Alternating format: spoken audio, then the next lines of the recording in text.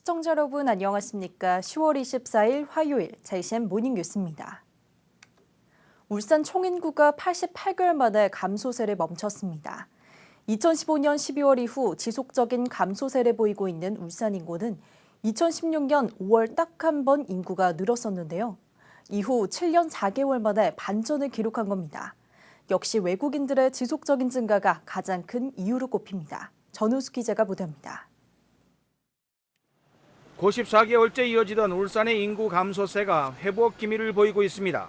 지난 2015년 11월 120만 명에 달하던 울산 인구가 지난 9월 말 현재 112만 6천여 명으로 곤두박질 쳤습니다.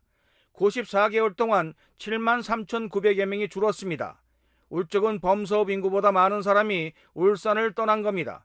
매년 3천여 명에서 최고 14,000여 명까지 줄던 감소세가 다행히 9월 들어 반전 현상을 보이고 있습니다. 울산시가 9월 말 기준 울산 인구를 분석한 결과 지난 2016년 5월 이후 처음으로 전월 대비 457명이 증가했습니다. 2016년 5월 일시적으로 188명이 증가를 보인 후 88개월 만입니다. 인구 감소 시기에 접어든 후 7년 4개월 만에 인구 증가를 보였습니다. 지난해 같은 기간과 비교했을 때 인구 감소 기분은 대폭 줄어들었습니다. 이 추세가 계속 이어질지 앞으로 면밀히 살펴보겠습니다. 9월 현재 구군별 총인구는 북구와 중구, 울주군이 여전히 감소세를 보이는 반면 동구가 581명, 남구가 215명 순으로 증가했습니다.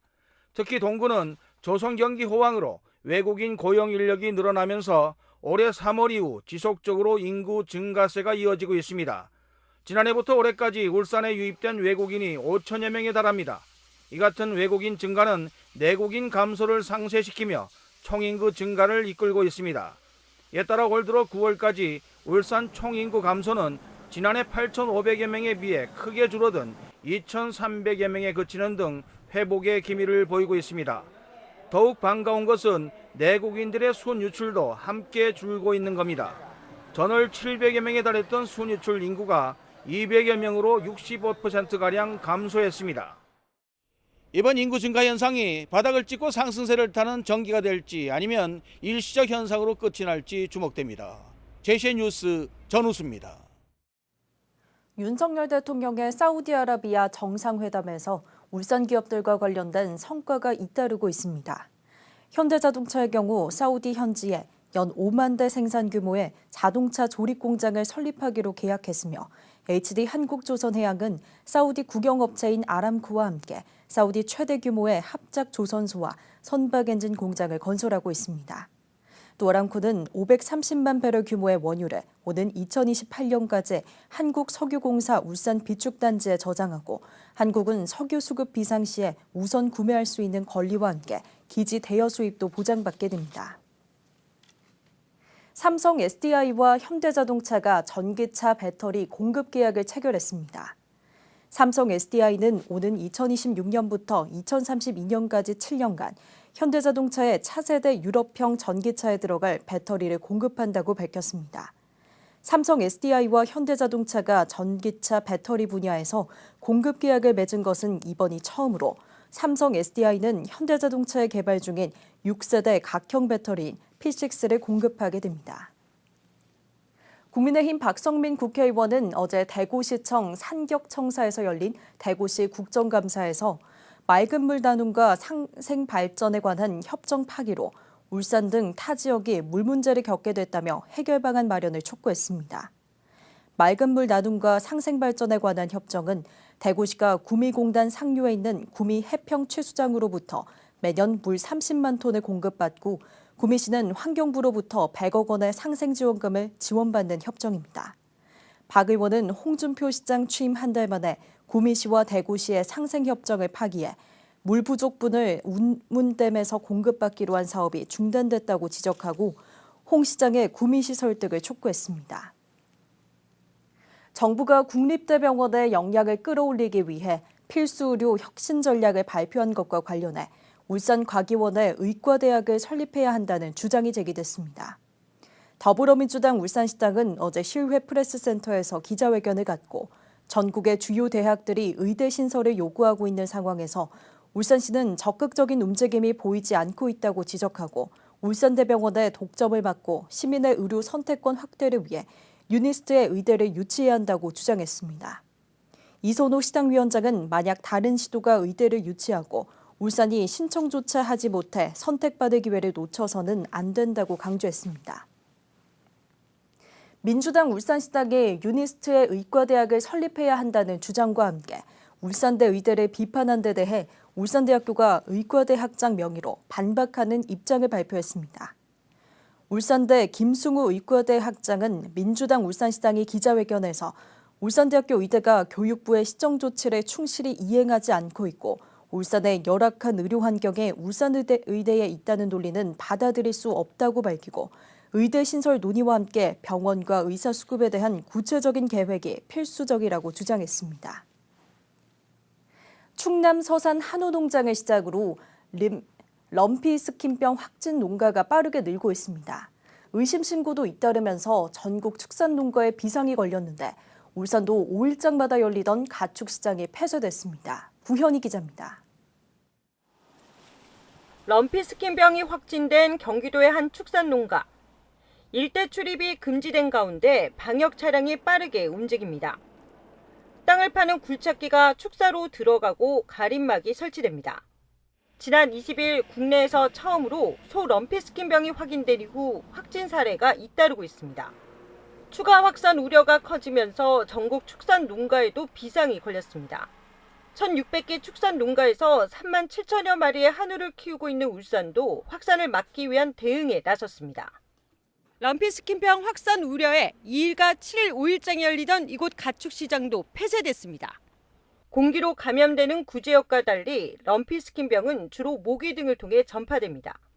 이에 우선 모기와 파리, 진드기 등 바이러스를 옮기는 흡혈곤충을 제거하는 데 주력하고 있습니다. 일반적인 농가소독 병행하면서 추가적으로 모기 구제를 위한 연못 소독을 이제 할 계획. 다만 백신 접종은 백신 물량 부족으로 당분간 발생지와 접경지에서만 이뤄질 예정입니다. 다행히 현재까지 울산에선 의심 신고 사례가 없지만 한 번도 경험한 적 없는 럼피 스킨병 확산에 긴장하고 있습니다. JCN 뉴스 구현입니다. 울산 혁신도시 복합혁신센터가 어제 개관식을 갖고 본격 운영에 들어갔습니다. 중구 울산기상대 옆에 조성된 울산 혁신도시 복합혁신센터는 국비 95억 원 등 총 사업비 196억 원이 투입돼 지하 1층, 지상 3층 규모로 3년 만에 준공됐습니다. 센터에는 다목적 체육관과 스쿼시장, 카페, 생활체조실 등을 갖추고 주민 대상의 다양한 교육 프로그램과 시설 대관 업무 등을 하게 되며 운영은 울산시 체육회가 맡습니다. 국민의힘 서범수 의원은 지난 21일 울주군 당원협의회 지역사무실에서 이순걸 울주군수와 김영철 군의장, 시군 의원 등 20여 명이 참석한 가운데 당정협의회를 개최했습니다. 이번 당정협의회는 지난 2월 국시비 확보를 위한 당정협의회에 이어 두 번째로 마련된 것으로 상반기 주요 업무 추진 사항 결과와 2024년도 울주군 주요 사업 추진 계획에 대한 협의가 있었습니다. 이 자리에서 서범수 의원은 울주군의 주요 현안 사업인 언양범서 우회도로 개설과 웅촌 서생 연결도로 개설 등의 추진 사항과 국토부 국정감사 결과에 대한 설명의 시간을 가졌습니다. 국민의힘 권용 의원이 국정감사 국민의힘 1일 우수 의원으로 선정됐습니다. 권 의원은 지난 20일 중소벤처기업부 산하기관에 대한 국정감사를 성공적으로 마친 공로를 인정받아 국정감사 1일 우수의원으로 선정됐습니다. 국민의힘은 상임위별로 진행된 국정감사를 분석해 잘못된 정책을 바로잡고 합리적인 정책 대안을 제시한 의원을 1일 우수의원으로 선정하고 있습니다.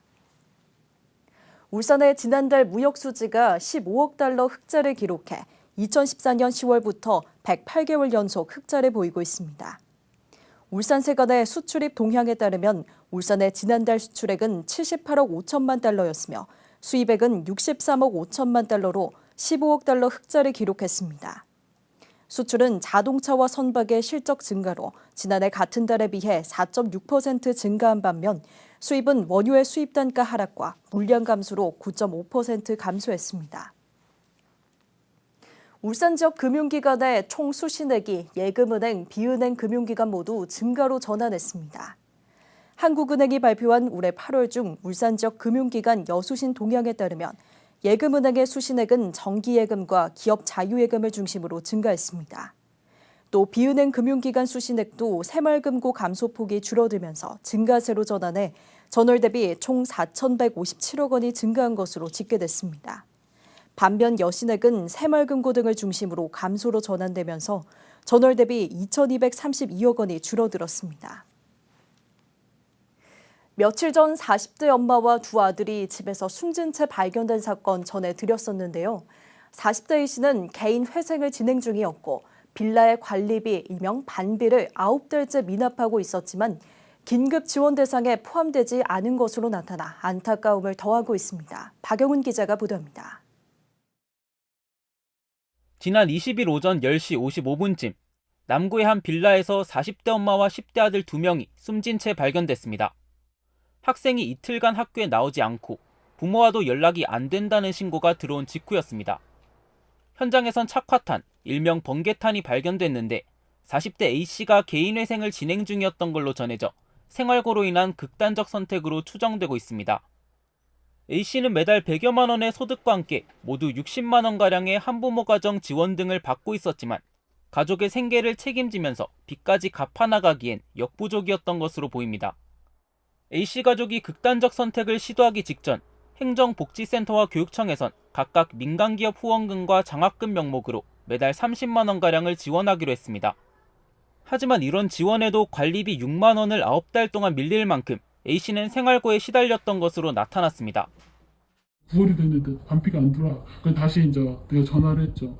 아직 반피가 안 들어왔는데 전화 좀 드렸다고 했더니 죄송해요. 제가 10월에 같이 드릴게요. 다 해서 10달치 드릴게요. 하고서 그게 나도 마지막이지. 게다가 A씨는 생계곤란 등의 위기 상황에 처한 사람에게 지원되는 긴급 지원도 받지 못한 것으로 드러났습니다. 전화와 수도요금 등이 포함된 관리비가 10달 가까이 미납되는 등 긴급 지원 대상이 될 만한 위기 사유가 있었지만 아파트와 달리 규모가 작은 주택이라 파악이 어려웠다는 겁니다. 반비가 조금 미납됐거나 이런 부분에 대해서는 저희가 기존에는 그런 부분까지는 파악은 기존에는 되지 않았습니다. 더 이상 이웃들이 생활고로 극단적 선택을 하지 않도록 복지 지원이 필요한 곳에 제대로 이뤄지고 있는지 보다 근본적인 관심과 대책이 필요해 보입니다. JCN 뉴스 박영훈입니다. 해오름 동맹의 도시 발전을 위한 전략연구 중간보고회가 어제 울산시청 상황실에서 열렸습니다. 서정욱 울산시 행정부 시장을 비롯해 포항과 경주 부시장, 해오름 동맹 실무자 등 30여 명이 참석한 가운데 열린 보고회에서는 세 개 도시가 공동으로 추진할 사업의 우선순위에 대해 의견을 나눴습니다. 해오름 동맹 세 개 도시는 지난 5월 실시된 착수보고회를 시작으로 도시발전 협력 사업을 발굴하고 있으며 오는 12월 최종 수립 예정입니다. 서정욱 울산 행정부 시장은 해오름 동맹 모두에게 이익이 되는 공동협력 사업들을 발굴해 지역 발전의 모델로 만들겠다고 말했습니다. 중구의회가 울산에서는 처음으로 전세 사기 피해를 보호하고 지원하기 위한 조례 제정에 나섰습니다. 중구의회 김도훈 의원이 대표 발의한 전세 사기 피해자와 주택 임차인의 보호와 지원에 대한 조례가 어제 중구의회 상임위에서 원안 가결됐습니다.